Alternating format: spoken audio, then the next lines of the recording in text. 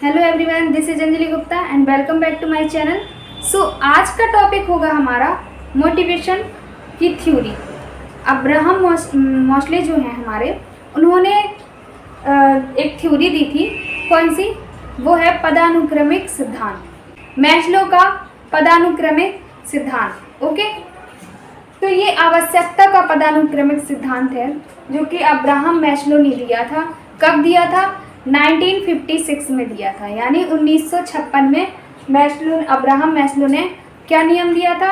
आवश्यकता का hierarchy model जो है, हायरार्की ऑफ नीड्स, ये दिया था। ओके, एक पिरामिड के जरिए हमें आवश्यकताओं के बारे में बताया। तो मैस्लो ने जो हमारा आवश्यकता का पदानुक्रमिक सिद्धांत है वह दिया। ओके, कब दिया? ये दिया 1956, यानी 1956 में क्या दिया? आवश्यकता का पदानुक्रमिक सिद्धांत दिया, Maslow hierarchy of needs. Okay, तो इसमें मैस्लो ने क्या बताया?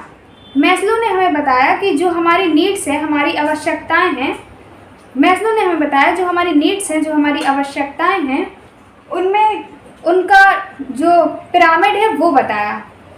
तो ये हमारा रहा पिरामिड कि कैसा है। ये पिरामिड हमेशा उल्टा रहता है, bottom to up. Okay, bottom to top. तो ये उल्टा पिरामिड होता है। हमेशा ये चीज़ भी पूछी जाती है कि जो मैस्लो ने जो पिरामिड दिया था उसका जो स्ट्रक्चर था वो कैसा था, मतलब, तो वो आपको बताना है कि बॉटम टू टॉप था। ओके, यानी नीचे से ऊपर की ओर था। ओके, तो अब ये जो मैस्लो का हायरार्की ऑफ नीड्स जो है सिद्धांत, ये बहुत ही इम्पॉर्टेंट है। इसमें मैस्लो ने बताया है कि जो आवश्यकताएं हैं, अगर आवश्यकताएं पूरी हो जाए तो मोटिवेशन क्या हो जाती है? कम हो जाती है। ओके, सो हम पढ़ेंगे कि क्या होता है मैस्लो का सिद्धांत। अब जैसे मैस्लो के सिद्धांत में ये सबसे पहला जो फैक्टर होता है, वो पहली बार जब 1956 में मैस्लो ने दिया तो कितनी थी? सिर्फ कितनी नीड्स थी? 5। उसके बाद बढ़ा के कितनी नीड्स हो गई? अब 1961 में ये बढ़कर 5 से बढ़कर कितनी हो गई? 8 हो गई। और वो जो 3 हैं वो ज़्यादा इम्पॉर्टेंट नहीं है, जैसे संज्ञानात्मक आवश्यकता, सौंदर्यात्मक आवश्यकता, तो ये ज़्यादा इम्पॉर्टेंट नहीं है। ओके, तो ये जो 5 हैं इन्हीं पे बेस हमारे क्वेश्चन आते हैं। ओके, तो यही हम पढ़ेंगे। तो ये हमारा पहला जो है फिजिकल नीड्स, यानी सबसे पहले हमें किसकी नीड होती है? Physical need. Okay, physical need में हमारा यानी शारीरिक आवश्यकताएं जो होती हैं वो क्या होती है? तो वो शारीरिक आवश्यकताएं जो होती है वो जैसे कि भोजन, पानी, तो ये क्या है? यानी हमारी बॉडी को जो चाहिए। ओके, जैसे कि हवा यानी वायु, तो ये सारी हमारी फिजिकल नीड के फिजिकल नीड में इंक्लूड होंगी। ओके, सो ये रहा फिजिकल नीड्स, शारीरिक आवश्यकताएं, ये पहला था। एंड दूसरा होगा हमारा, जब हमारी ये नीड्स कंप्लीट होंगी, यानी हमें खाना पानी मिलेगा, हमें सांस लेने के लिए हवा मिलेगी, जब ये हमारी नीड्स कंप्लीट होंगी तो फिर हमें सेफ्टी की नीड्स होगी, यानी हमें सुरक्षा की नीड होगी। अब सुरक्षा क्या? जैसे कि ये सब तो खाना पीना हो गया, अब उसके बाद भी तो हमें कुछ चाहिए ना, जैसे कि जॉब चाहिए, तो ये क्या है? सेफ्टी, अपनी सेफ्टी के लिए, ताकि ये चीज़ें जो हैं हम खाना पीना कर सकें, उसके लिए सेफ्टी भी ज़रूरी है। अगर सेफ्टी नहीं होगी तो ये चीज़ें भी नहीं होंगी। तो जब ये नीड कंप्लीट होगी तो उसके बाद क्या आएगा? सेफ्टी आएगा, यानी सुरक्षा, या फिर रहने के लिए ठिकाना। अब रहने के लिए ठिकाना चाहिए या कोई काम चाहिए, तो ये सारे जो चीज़ें हैं वो सब सेफ्टी में आएंगी। ओके, तो ये था हमारा सेकंड। एंड थर्ड हमारा जो होगा वो होगा हमारा स्टीम, यानी पहचान, रिस्पेक्ट, सम्मान।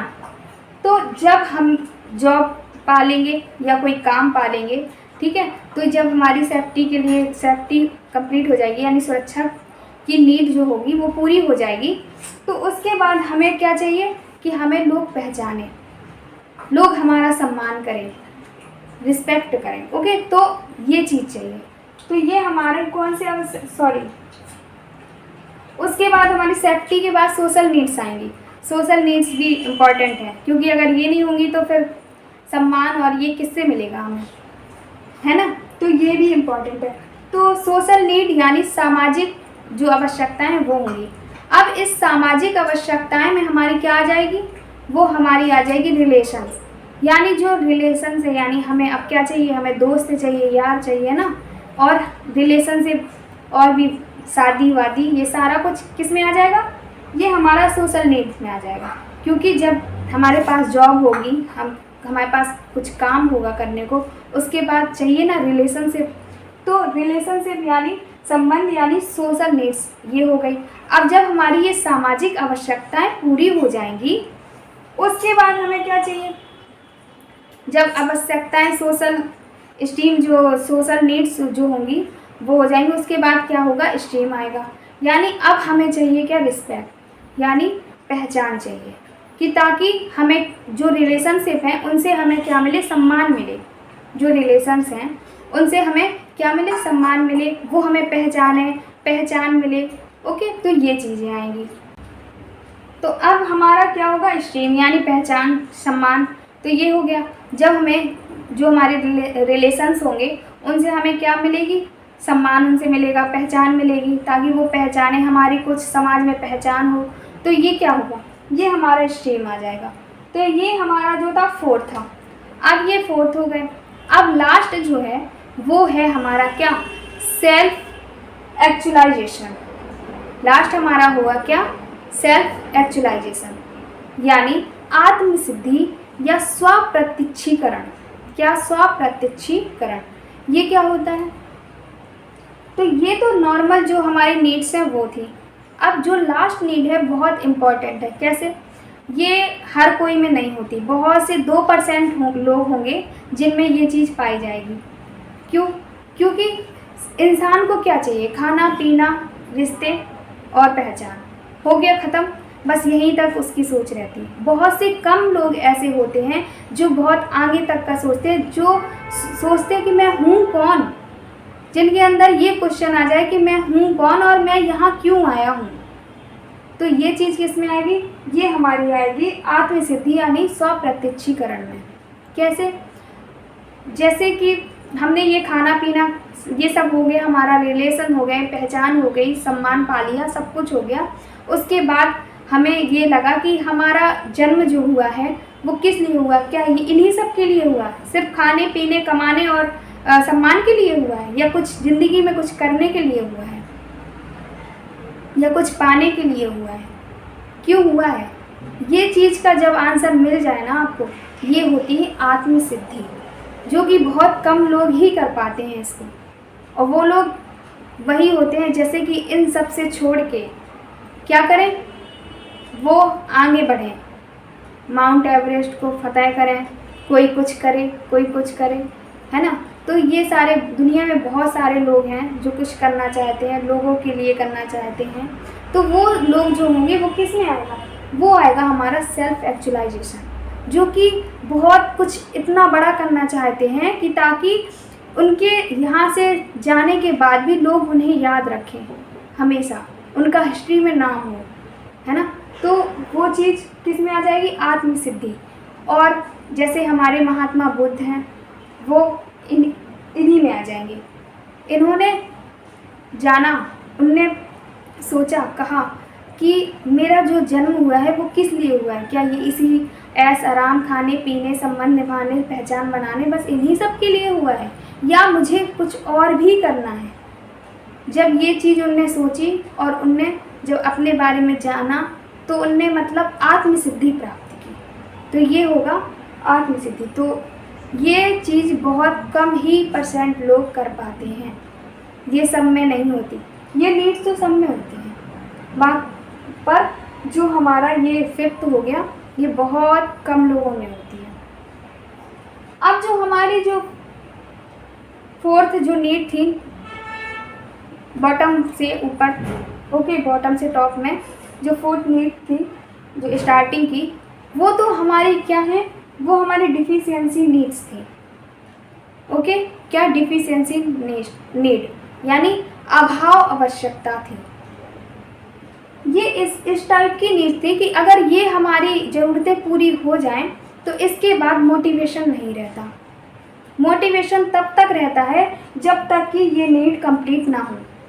अगर ये नीड जो 4 नीड हैं ये अगर नीड्स कंप्लीट हो गई तो हमारी क्या होगी, मोटिवेशन जो होगी वो शांत हो जाएगी, यानी मोटिवेशन ख़त्म हो जाएगी। लेकिन जो हमारा 5th है, आत्मसिद्धि, स्वप्रत्यक्षीकरण है, जो सेल्फ एक्चुअलाइजेशन है, वो हमारा क्या है, उस चीज़ को वो नीड कभी पूरी नहीं हो सकती, उसकी नीड कभी पूरी नहीं हो सकती। क्योंकि हम कुछ भी, जैसे हमने सोचा कि हम इतना आगे बढ़ेंगे और आपने वो अचीव कर लिया, फिर आप जब उस लेवल में पहुंच जाओगे तो आप सोचोगे नहीं अभी मुझे ये हासिल करना है, तो फिर आप और बड़े लेवल का सोचोगे और फिर उसमें लग जाओगे हासिल। तो ये क्या होगा, ये बढ़ता जाएगा कब तक, जब तक कि आपकी लाइफ है। तो ये चीज़ तो ना ही ख़त्म होगी, और जब ये चीज़ ख़त्म नहीं होगी कि हमें आगे करना क्या है, अभी और कुछ करना है या हमारा गोल कुछ और है, बहुत बड़ा कुछ करना है, तो जब तक ये चीज़ हमारे अंदर रहेगी तब तक मोटिवेशन अंदर रहेगा। मोटिवेशन हमारा तब तक नहीं जाएगा कहीं। ओके, समझ में आया? तो ये सारी जो थी ये हमारी नीड्स थी। कल मैंने टॉपिक कंप्लीट किया मोटिवेशन, तो उसकी जो थ्योरी मैंने बताई, तो उसी थ्योरी में से ये मैस्लो की जो हायरार्की थ्योरी है ये बहुत ही ज़्यादा इम्पॉर्टेंट है, जो कि अब्राहम मैस्लो ने दी थी। और इसके जो 5 पॉइंट बताए हैं वो ही बहुत ज़्यादा इम्पॉर्टेंट है। ओके, सो ये थे हमारे, आपको दिख रहा हो तो आप नोट कर लीजिएगा। तो ये हमारा क्या था, ये हमारा मोटिवेशन का सिद्धांत था जो कि मैस्लो के द्वारा दिया गया है। अब कुछ और सिद्धांत भी थे जिन्हें, ये बहुत इम्पॉर्टेंट है और इससे एक एक चीज़ पूछी जाती है, बहुत एक एक चीज़ पूछी जाती है इससे। जैसे कि उसमें दे दिया जाएगा कि सोशल नीड, ये जैसे कोई भी टॉपिक दे दिया जाएगा या क्वेश्चन में बहुत थ्योरी का क्वेश्चन दे दिया जाएगा और उस पूरे सार से समझ के हमें बताना होगा कि इसमें किस टाइप का कौन सी नीड लगी हुई है। तो ये ऐसे क्वेश्चन आएंगे। ओके, सो ये बहुत इम्पॉर्टेंट थे। तो हो गया। तो ये क्या, ये 4 कौन से हैं, ये अभाव नीड्स हैं, मतलब ज़रूरतें हैं, आवश्यकता है, और ये हाईएस्ट ग्रोथ नीड्स यानी वृद्धि आवश्यकताएं हैं। ओके, यानी वृद्धि या बड़ी आवश्यकताएं होती हैं। ओके, तो ये हमारा मैस्लो का हायरार्की ऑफ नीड्स हो गया। अब नेक्स्ट हम बताएंगे कि और कौन सी थ्योरी है जो कि बहुत इम्पॉर्टेंट है।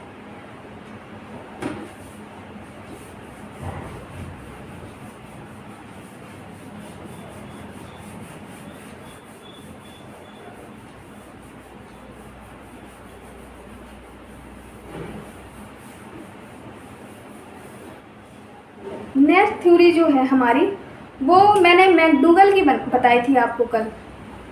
किसकी? मैकडूगल।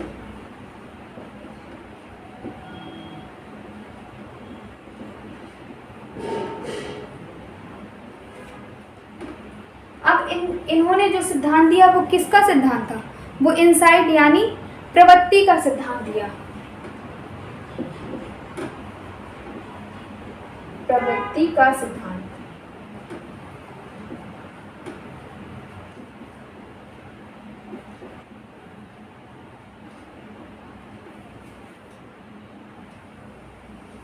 अब जो ये प्रवृत्ति का सिद्धांत है, अब उन्होंने बताया, किसने? मैकडूगल ने बताया कि जो मैकडूगल ने, मैंने आपको इमोशंस में पढ़ाया था कि उन्होंने कितने इमोशंस दिए, 14 इमोशंस दिए।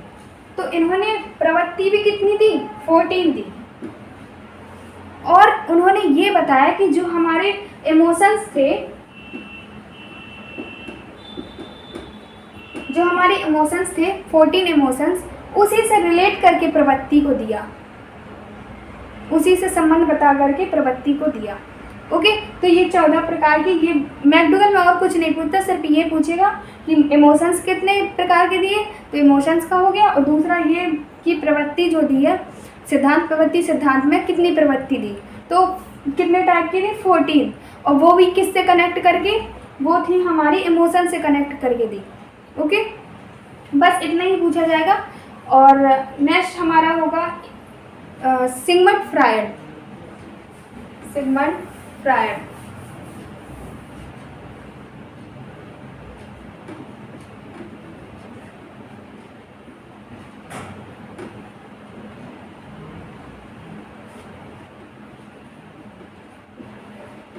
जो सिगमंड फ्रायड हैं,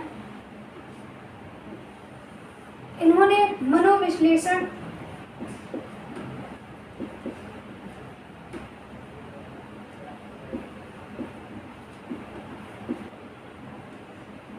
का सिद्धांत दिया।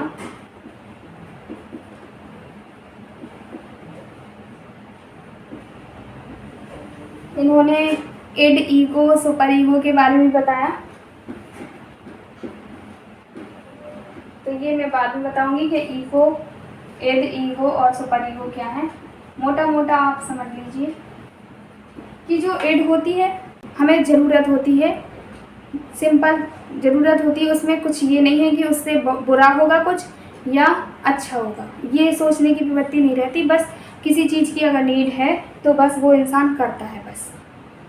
ओके। एंड नेक्स्ट हमारा ईगो। तो ईगो में क्या होता है, ईगो में ये रहता है कि बस उसको तो वो चीज़ चाहिए, अगर बुरा हो रहा है तो हो, कुछ भी हो रहा है हो, पर वो चीज़ चाहिए।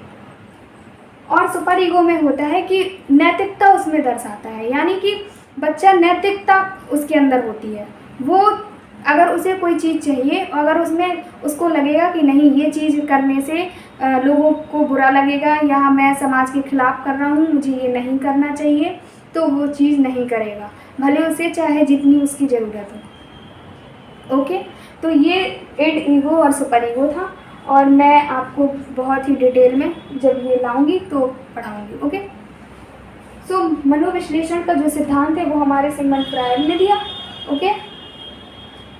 इन्होंने भी प्रवृत्ति दी जो कि मोटिवेशन से रिलेट करके हैं। उन्होंने 2 टाइप्स की।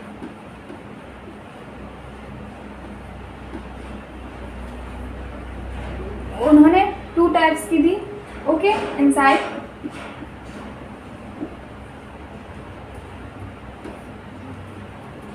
वो कौन कौन सी है, तो वो है हमारे जीवन मूल प्रवृत्ति,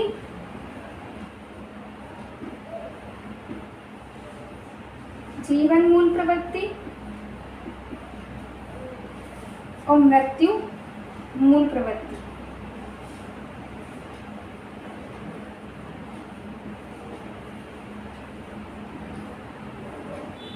अब जो जीवन मूल प्रवृत्ति है, जीवन मूल प्रवृत्ति है, इसको हम बोलते हैं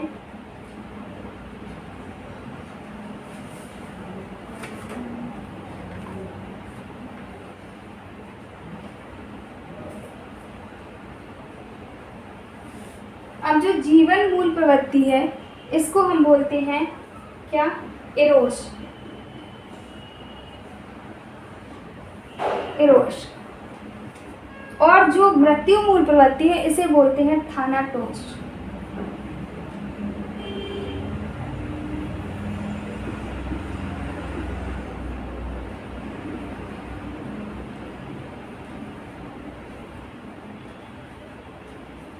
थानाटोस क्या, थानाटोस। ओके।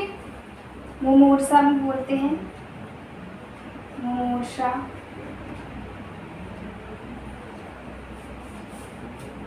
ये होती है यौन प्रेम।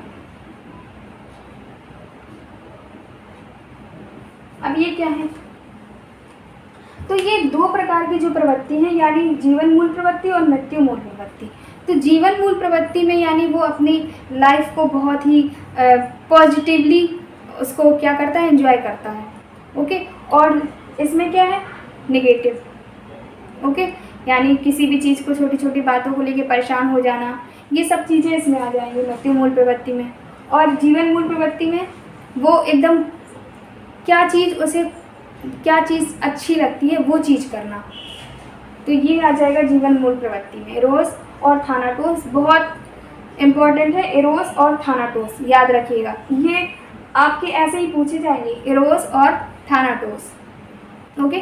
तो ये था हमारा सिगमंड फ्राइड का सिद्धांत, जिसमें टू इनसाइट थ्योरी दी थी। उन्होंने टू इनसाइट दिए थे, यानी दो प्रकार के प्रवृत्ति के बारे में बताया। वो थी जीवन मूल प्रवृत्ति और मृत्यु मूल प्रवृत्ति। तो ये था हमारा सिगमंड फ्राइड का सिद्धांत। ओके, मोटिवेशन का। अब कल मैंने आपको साइकिल पढ़ाई थी, मोटिवेशन की साइकिल। तो उसमें जो सिर्फ मैंने साइकिल के जो 3 पॉइंट थे सिर्फ वही बताए थे, वो जो कि बहुत ही यानी मुख्य रूप से जो थे वही बताए थे, और उसमें और भी हैं। तो आज हम पूरी साइकिल को कंप्लीट करेंगे।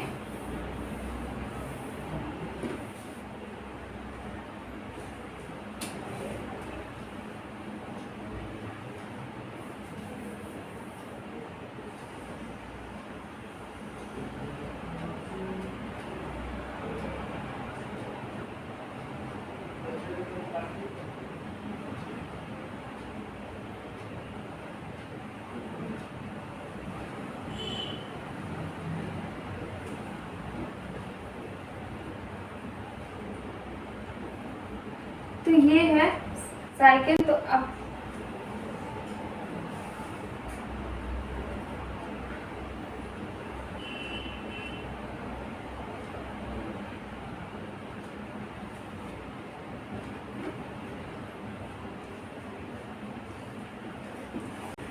हम अब पढ़ेंगे क्या, तो अब हम क्या पढ़ेंगे, अब हम पढ़ेंगे मोटिवेशन की जो साइकिल है वो क्या होती है।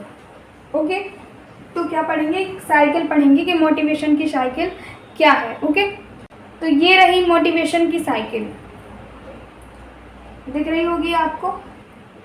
तो अब इसमें मैंने आपको सिर्फ जो मुख्य होते हैं, जो मेन होते हैं, वो बता दिए थे कि नीड, ड्राइव, ओके, अराउजल, यानी अराउजल बोलो या फिर उसको आप क्या बोल सकते हैं, अराउजल, या फिर उसको आप इंटेंसिव भी बोल सकते हैं। ओके, सो ये थे, और ये 3 ये हैं। तो मैंने सिर्फ यहाँ तक बताया था आपको। तो ये पूरी साइकिल कंप्लीट आज मैं लेके आई हूँ। तो पहले आवश्यकता यानी नीड, सबसे पहले क्या होगी, नीड होगी, आवश्यकता होगी। जैसे कि आपको भूख लगी है, तो क्या हुआ, आपको भूख लगी तो खाना की आवश्यकता हुई। तो आपको आवश्यकता हुई किसकी, खाना की, यानी फूड चाहिए। आपको क्या चाहिए, फूड। अब क्या होगा, या जॉब की, या कुछ की भी। ओके, अब क्या हुआ कि जब भूख लगी है, जब खाना चाहिए, तो क्यों चाहिए, क्या चल रहा है हमारे अंदर, भूख चल रही है।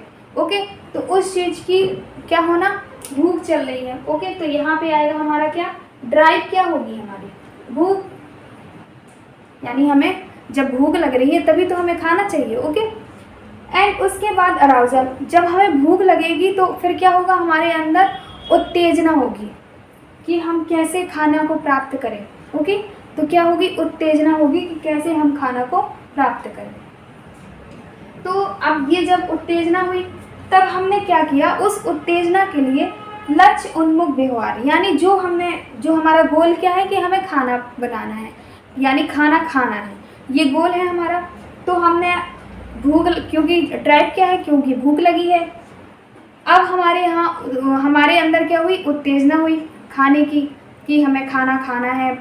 ठीक है, तो ये चीज़ हुई। तो अब हम क्या करेंगे, लक्ष्य उन्मुख व्यवहार। अब हम उस खाना को पाने के लिए व्यवहार करेंगे, यानी कुछ क्या करेंगे, एक्टिविटी करेंगे, कुछ करेंगे कि हमें कैसे खाना मिले, या तो खाना बनाएंगे हम, या कुछ और चीज़ें करेंगे। ओके, तो ये हो गया लक्ष्य उन्मुख व्यवहार। उसके बाद अचीवमेंट, जब हमें खाना मिल जाएगा तो हमने क्या किया, खाना प्राप्त कर लिया, यानी अचीवमेंट हो गया। यानी आपको जॉब चाहिए है, उसकी तड़प है आपके अंदर। ठीक है, तो आपने उत्तेजना हुई तो आपने पढ़ाई की। ठीक है, उत्तेजना हुई आपके अंदर कि मैं अब ये करूँगी, वो करूँगी, ऐसा करूँगी, वैसा करूँगी। ठीक है, उसके बाद आपने क्या किया, पढ़ना स्टार्ट किया, पेपर देना स्टार्ट किया।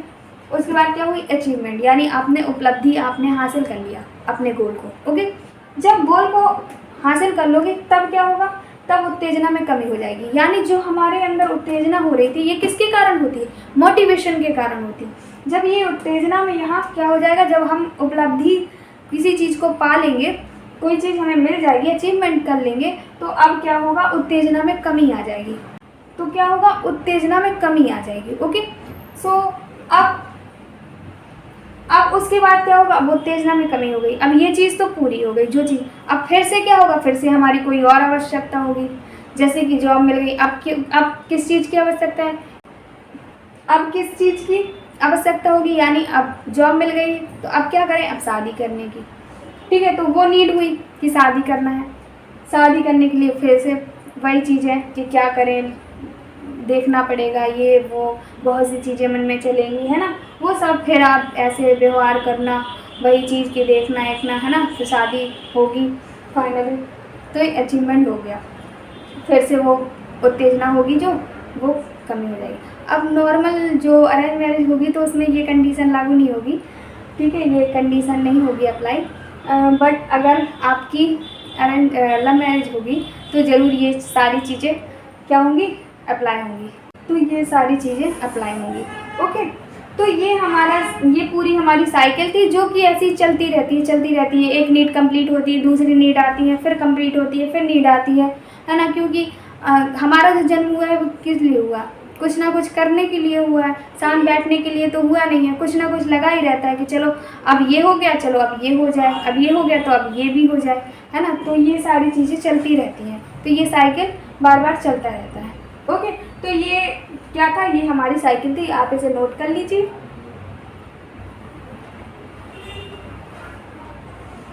तो मोटिवेशन का ये भी कंप्लीट हो गया, बाकी कुछ अब मोटिवेशन में बचा नहीं है, जो भी था मैंने पिछली क्लास में कंप्लीट करा दिया। अब आपको अगर मोटिवेशन का जो अब्राहम मैस्लो जो 1956 में दिया था उन्होंने, पदानुक्रमिक सिद्धांत, तो वो हो गया, हो समझ में आ गया। ओके, वो आ गया समझ। उसके बाद मैंने क्या कराया, उसके बाद मैंने आपको सिगमंड फ्राइड का मूल प्रवृत्ति, मैकडूगल की मूल प्रवृत्ति, ठीक है, ये बताया। उसके बाद ये साइकिल कंप्लीट कराई। तो ये सारा कुछ हो गया है फाइनली। तो अब नेक्स्ट टॉपिक स्टार्ट करेंगे हम। अब और भी कुछ टॉपिक हैं जो कि इस टाइप के बचे हैं, उसके बाद सारी थ्योरी ही कराऊंगी। ओके, तो ये था टॉपिक जो कि आपको अगर समझ में आया है, अच्छा लगा है, तो प्लीज़ लाइक कीजिएगा और अपने दोस्तों के साथ ज़रूर शेयर करें। ओके, एंड अगर आप चैनल में नए हैं तो प्लीज़ चैनल को सब्सक्राइब करें। Thank you.